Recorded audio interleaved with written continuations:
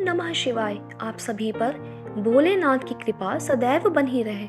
सूत जी कहते हैं, मुनीश्वरों, गंगा जी के तट पर मुक्तिदायिनी काशीपुरी सुप्रसिद्ध है। वह भगवान शिव की निवास स्थली मानी गई है। उसे शिवलिंगमय ही समझना चाहिए। इतना कहकर सूत जी ने काशी के अविमुक्त कृत्तिवासेश्वर, तिलभांडेश्वर, दशाश्वमेध और गंगा सागर आदि के संगमेश्वर, भूतेश्वर, नारीश्वर, वटकेश्वर, पूरेश्वर, सिद्धनाथेश्वर, दूरेश्वर, श्रृंगेश्वर, वैद्यनाथ, जप्पेश्वर, गोपेश्वर, रंगेश्वर, वामेश्वर, नागेश, कामेश, विमलेश्वर, प्रयाग के ब्रह्मेश्वर, सोमेश्वर, भारद्वाजेश्वर, शूलकंठेश्वर, माधवेश तथा अयोध्या के नागेश आदि अनेक प्रसिद्ध शिवलिंगों का वर्णन करके अत्रीश्वर की कथा के प्रसंग में यह बतलाया कि अत्रि पत्नी अनुसुईया पर कृपा करके गंगा जी वहां पधारी। अनुसुईया ने गंगा जी से सदा वहां निवास करने के लिए प्रार्थना की। तब गंगा जी ने कहा, अनुसुईये, यदि तुम 1 वर्ष तक की हुई शंकर जी की पूजा और पति सेवा का फल मुझे दे दो तो मैं देवताओं का उपकार करने के लिए यहाँ सदा ही स्थित रहूंगी। पतिव्रता का दर्शन करके मेरे मन को जैसी प्रसन्नता होती है वैसी दूसरे उपायों से नहीं होती। सती अनुसुईये, यह मैंने तुमसे सच्ची बात कही है।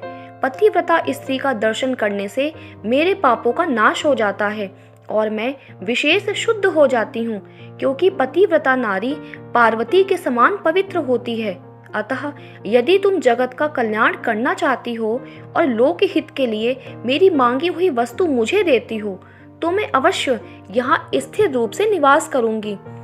सूत जी कहते हैं, मुनियों, गंगा जी की यह बात सुनकर पतिव्रता अनुसुईया ने वर्ष भर का वह सारा पुण्य उन्हें दे दिया। अनुसुईया के पतिव्रत संबंधी उस महान कर्म को देखकर भगवान महादेव जी प्रसन्न हो गए और पार्थिव लिंग से तत्काल प्रकट हो उन्होंने साक्षात दर्शन दिया। शंभु बोले, साध्वी अनुसुईये, तुम्हारा यह कर्म देखकर मैं बहुत प्रसन्न हूँ। प्रिय पतिव्रते, वर मांगो, क्योंकि तुम मुझे बहुत ही प्रिय हो। उस समय वे दोनों पति पत्नी अद्भुत सुंदर आकृति एवं पंचमुख आदि से युक्त भगवान शिव को वहां प्रकट हुआ देख बड़े विस्मित हुए।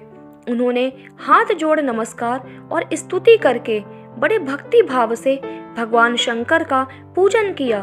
फिर उन लोक कल्याणकारी शिव से कहा।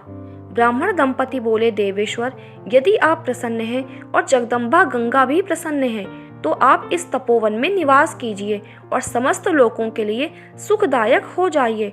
तब गंगा और शिव दोनों ही प्रसन्न हो उस स्थान पर जहाँ वे ऋषि शिरोमणि रहते थे प्रतिष्ठित हो गए। इन्हीं शिव का नाम वहाँ अत्रीश्वर हुआ।